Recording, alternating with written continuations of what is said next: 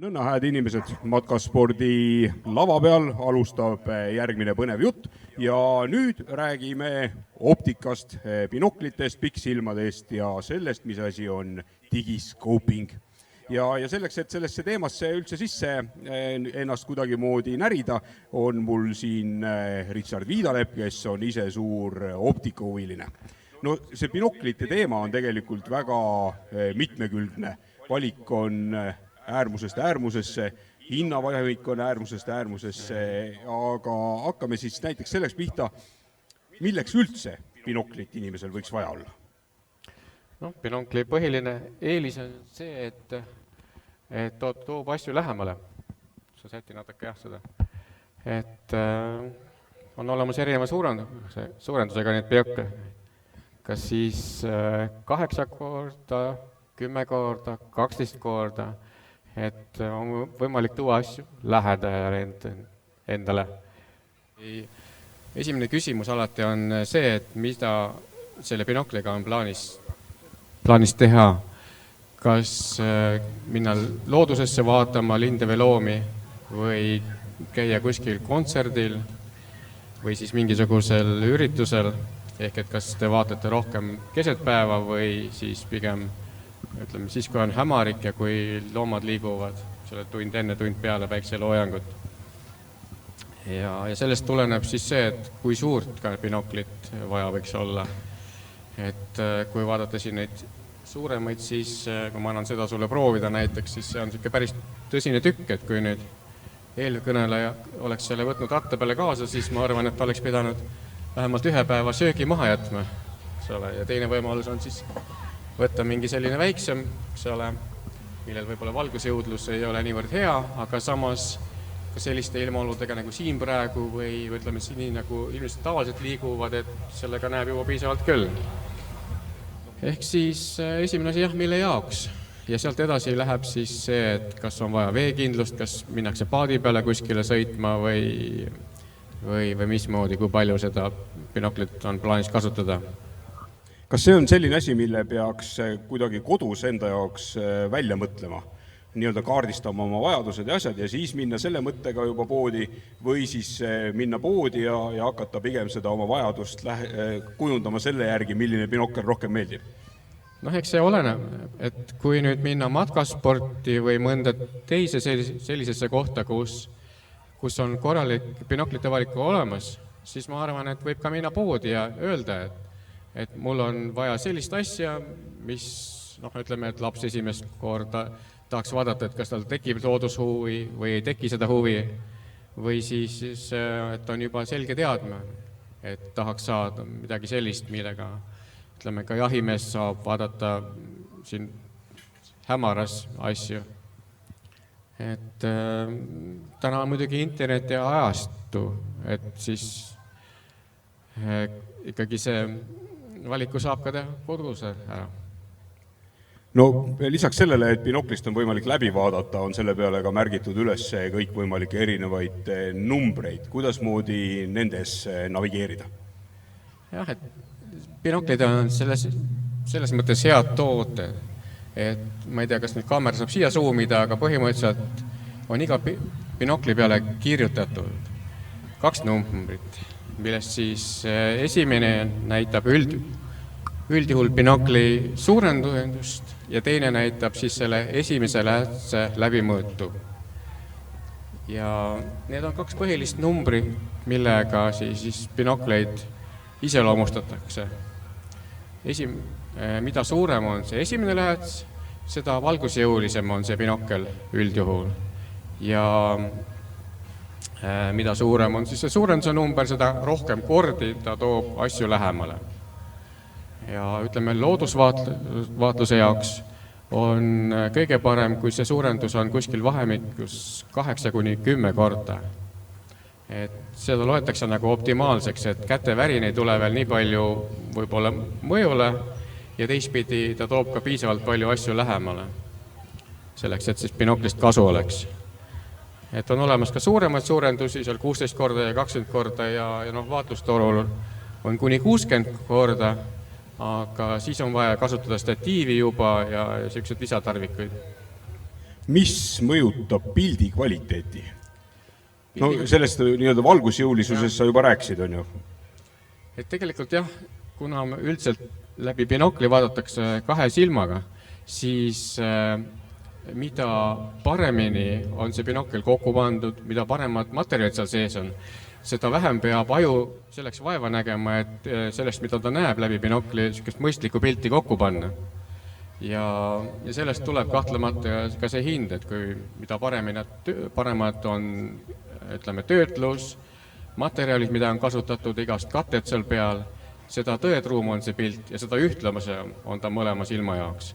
Ja võib-olla teistpidi võttes jah, mida odavam ja mida lihtsam on see koostöötöö olnud, seda rohkem peab siis aju vaeva nägema, seda rohkem väsivad silmad ja võib-olla, et jah, kui pikemalt vaadata, siis lõpuks lõpeb asi peavaluga. Kuidas moodi binoklid reguleeritakse? Noh, inimesed on näost erinevad, mõnel on silmad siin, mõnel teise koha peal. Ja just, et see ongi hea ära rääkida, et esimene asi, mida reguleerida, on siis silmade vahe. Et seda binoklit on võimalik niimoodi painutada lahti ja kokku ja siit läbi vaadates peab nägema nagu ühte ringi niimoodi, et servad ei oleks tumedamad, et see pilt oleks ühtlane. Teine asi on see, et kui inimesed kasutavad prille vaatamisel, siis võib need silma ümbrisid hoida siin all ja kui ilma prillideta, siis on soovitav nad välja keerata, et siis saab toetada binokliga näiteks siia kulmude peale ja see annab lisastabiilsust. Ja siis edasi, teravustamine käib niimoodi, et üldiselt keeratakse keskelt, aga enne tuleks ka võib-olla silmade erinevust kontrollida, et kui see on erinevus, siis ühel pool on võimalik seda nii-öelda dioptri korrektsiooni teha. Ja selleks vaadatakse ära, et kumma poole peal on see korrigeerimine ja kui on korrigeerimine, siis see pool pannakse kinni ja teiselt poolt vaadates kuskile vähemalt 100 meetri kaugusele reguleeritakse siis teine silm paika. Ja kui see on paigas, siis pannakse nüüd see pool kinni, et tehakse teine pool lahti ja keeratakse siit siis nii-öelda seda dioptri korrektsiooni. Ja peale seda peab siis binokkel olema kenasti paigal ja terav. Kui me rääkisime praegu sellest, et see on võimalik enda silmade järgi paika panna, kas on olemas ka sellised binokleid, millel on nii-öelda selline zoom'i võimalus, et kui meil praegu on nendel binoklitel ainult üks nupp, mis siis võimaldab teravustada, kas on ka zoom'i variandiga? Jaa, põhimõtteliselt on olemas ka zoom'i variandid ja suursärgus seal kuskilt 6 korrast kuni 15 korrani või 20 korrani suurendusena. Et siis on üks selline lisanupp lihtsalt juures, millest saab reguleerida neid asju. Et põhimõtteliselt jah, selline võimalus on ka olemas. Räägime natukene binoklite hooldusest, kuidas moodi sellega on hea ümber käia, et väärt riist kaua kestaks? Jah, et kas nii on, et tuleb hoida asju natukene ja siis nad kestavad paremini. Et võib-olla hooldus on samasugune nagu prillide puhul, et vaadata, et kui seal on mingisugune tolm või mingisugust terad, siis proovida seda ära pühkida pealt vaikselt, et väga kõvasti nühkida pole mõtet. Ja põhimõtteliselt ka võib, kui on mingit rasva sinna peale läinud, siis on olemas muidugi spetsiaalsed puhastuspliiatsid, aga põhimõtteliselt võib proovida ka näiteks niisuguse koduse seebivee puhastusvahendiga. Et kui ettevaatlikult väikselt toimetada, siis saab nad üldiselt kenasti puhtaks need katted, et kui binokkel on vähegi korralik, siis ei tule need katted ka sealt pealt maha nühkimisega. Aga jah, et väga abrasiivsete asjadega nühkida ei tasu, et siis võib minna ka kuskile hooldusse näiteks. Lisavarustus. Üks on see, et binokkel on sul taskus, otsakorgid tulevad kindlasti binokliga kaasa, et sa transpordi hetkel ei kahjustaks optikat. Milliseid lisavarustusi binoklitele veel saadan? Võib näidata mõnda asja, näiteks on olemas selline statiiviadapter, ehk et kui on tahtmine vaadata kuskilt kaugemalt merele või on kellelgi näiteks rõdu peal, vaatlemise koht, siis võib panna binokli statiivi peale ja saab rahulikult siis võib-olla tooli peal istuda ja vaadata, mis siis parasjagu randa on tulnud. Siis on olemas sellised adapterid, millega saab teha ka pilti, kas siis kaameratega või telefonidega, et seal on väljas ka üks tend, et neid kombineerimise võimalusi on hästi palju erinevaid, vastavalt telefonile, vastavalt vaatlustorule ja siis on olemas ka sellised traksid näiteks. Et ütleme need, kes jällegi vaatlevad lindeloomi terve päeva või loendavad näiteks linde rände ajal, kasutavad trakse ja samamoodi ka mere peal, paadi peal, kui on pidev loksumine, siis on hea, kui need binokkel on kindlalt kõhu peal kinni või rinna peal, et ta ei jookse kuskile kaelna alla, siis kui parasjagu teda vaja on. Et noh, sellised näiteks on kõige rohkem levinud asjad. See üks seade, mis meil juba siit täppude vahelt läbi käis ja on praegu kinnitatud sinu telefoni külge, see ongi nii-öelda selle digiskoopingu alguseks või seadmeks, millega seda digiskoopingut teha? Jah, et seda digiskoopinguks nimetatakse siis looduse pildistamist kas siis läbi selle vaatlustoru või läbi binokli, miks ka mitte, ja kasutades erinevaid abivahendeid, et on olemas selliseid universaalseid, mida on võimalik siis oma telefonile vastavaks reguleerida, ja on olemas siis sellised nagu konkreetse mudeli jaoks tehtud, kuidas öelda siis korpused, mis on selles mõttes panemad, et nad on, kui nad on tehtud õige vaatlustoru jaoks ja õige telefonimudeli jaoks, et siis lihtsalt saab sellise külge panna ja lihtsalt jälle ära võtta. Et ei ole sellist kruvimist ja sättimist nii palju.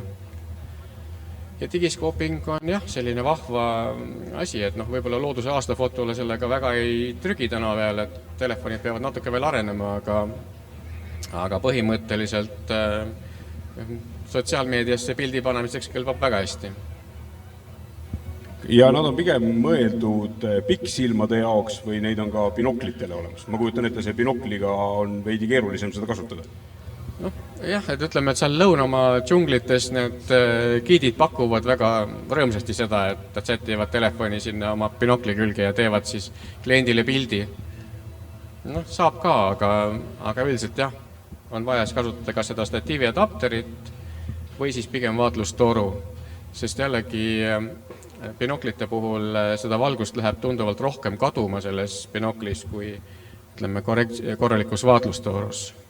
Ja lihtsalt see pilt tuleb siis teralisem ja ütleme ka kõik need kromaatilised muudatused, et seal heleda asja üks järv on lilla ja teine on roheline, et kõik tulevad ju paremini välja siis binokli puhul ja ütleme siis nagu kehvemate asjade puhul. Ja loomulikult siis lõpptulemuse paremaks saavutamiseks peab kogu süsteem olema ka piisavalt stabiilne. See on stabiilne statiivi peal ja teine asi muidugi, mida tasub kasutada kindlasti on mingisugused kaugujuhtimispuldid. Et neid on ka saadaval selle sinihamba või Bluetoothi ühendusega erinevatelt firmadelt. Et kindlasti tasub see külge panna ja siis jällegi on see pildi äraväristamise risk tunduvalt väiksem. Nii et pikksilm koos digiskoopingu seadmega on terrassi peal, ise istud sooja kamina ees ja vajutad nuppu siis, kui midagi põnevat tee peale jääb või vaatlusesse jääb.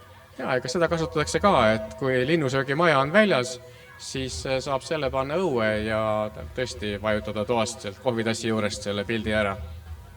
Kordame siia lõpetuseks üle, mis on need asjad, mida enne binokli ostma minemist tasuks endale selgeks teha või läbi mõelda? Jah, et nagu jutuks oli, esimene asi see, et mille jaoks seda binoklit vaja on, teiseks see, et kui suur ta peaks olema, et kas te veate teda autos või paadis või võtate kaasa kuskile tavalisele matkale või mägimatkale ja siis kolmas see, et võib-olla, et kui suur see veekindlus peaks olema, et kas ta peab kannatama ka seda, kui te unustate ta ööseks rõdule välja või kuskile rohu sisse jaanipäeval või piisab sellest, kui ta kannatab väiksemat ühekordset vihmasabinat. Ja võib-olla hinnapiir ka sellepärast, et need binokleid on tõesti 20 kuni 2-3-4 tuhandeni võimalik osta, et valik on väga lai. Väga hea, aitäh Richard, sellega saame binokli ja digiskoopingu teemale joone alla. On sul ehk midagi lisada veel? Ei ole muud midagi, astuge Matkasportist läbi ja küll nad soovitavad.